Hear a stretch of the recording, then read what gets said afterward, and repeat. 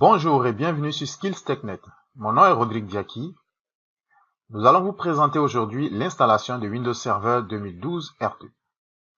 Mais avant de passer à l'installation, je vais prendre quelques minutes pour vous présenter ce que c'est Windows Server 2012 R2. Cette présentation va s'articuler autour de 4 points. Le premier point sera donc la présentation du système d'exploitation. Nous verrons également les versions de Windows Server 2012 R2 en deuxième position. Et en troisième point, nous verrons quelques points forts de ce système d'exploitation. Et enfin, quatrièmement, nous allons passer à l'installation de Windows Server 2012 avec la version R2 standard.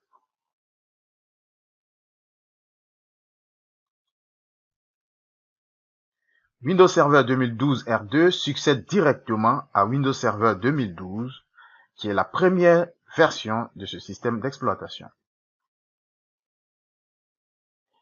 Il rassemble toute l'expertise acquise par Microsoft dans la conception et la mise en œuvre de cloud public. C'est une plateforme idéale pour vos data centers et vos clouds privés, tout en étant hautement dynamique, disponible avec des coûts de fonctionnalité optimisés.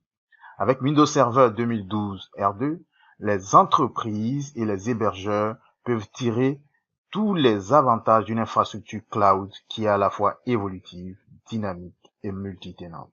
Elle assure une connexion sécurisée à vos applications dans votre entreprise ou dans le cloud et permet aux services IT de répondre aux besoins des utilisateurs de manière plus rapide et plus efficace. Voici ici présentées les différentes versions de Windows Server 2012 R2. Elles sont au nombre de 7. La version Data Center, Standard, Essential, Foundation, Hyper-V, Storage Standard et Storage Workgroup. Vous pourrez voir donc de façon plus exhaustive les différents éléments contenant ce tableau, mais je vais quelque peu m'attarder sur les fonctionnalités SMB, RAS et IAS. En effet, vous voyez très bien que Windows Server 2012 R2 est capable de connecter plus de 16 millions d'utilisateurs simultanément sur une ressource partagée grâce à SMB. En ce qui concerne le service de routage et d'accès distant, celui qu'on appelle le service RAS, il permet de connecter simultanément un nombre illimité d'utilisateurs pour la version Data Center et Standard. Pour les versions Essential et Foundation, 50 utilisateurs simultanés, et pour les autres versions, 250 pour Hyper-V et 50-50 pour la Storage Standard et la Storage Workgroup.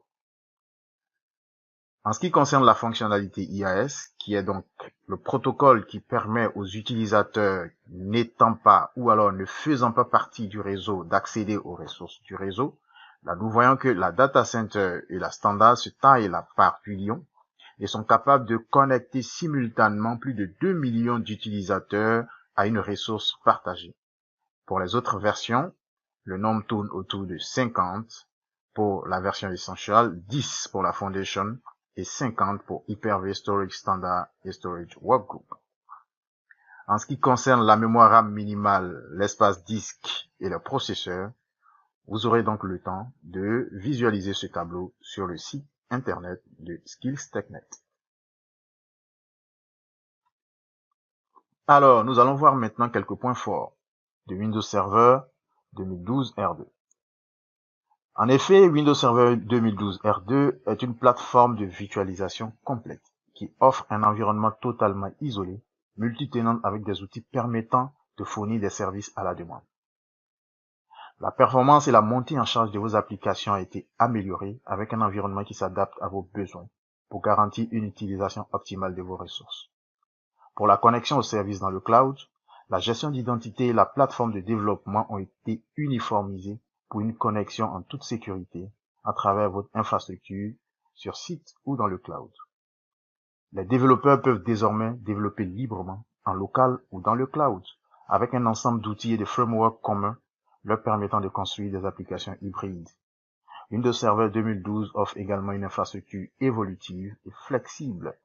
En effet, de nouvelles fonctionnalités ont été développées pour améliorer la densité et la performance des sites web et intègre de nouveaux frameworks, services et outils pour améliorer l'élasticité et la flexibilité des applications. Windows Server 2012 R2 permet aujourd'hui aux fournisseurs de services de construire, approvisionner et administrer plus efficacement les environnements hébergés.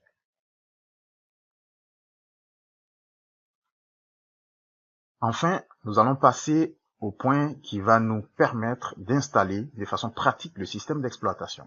Comme nous l'avons vu au tableau précédent, nous allons donc nous baser sur les configurations minimales pour déployer notre système d'exploitation. En effet, il nous faudrait un processeur 64 bits avec au minimum 1.4 GHz, une RAM de 512 MB au minimum et un espace disque de 32 Go minimum. Nous allons donc passer maintenant à l'installation de Windows Server 2012 dans un environnement VMware Workstation.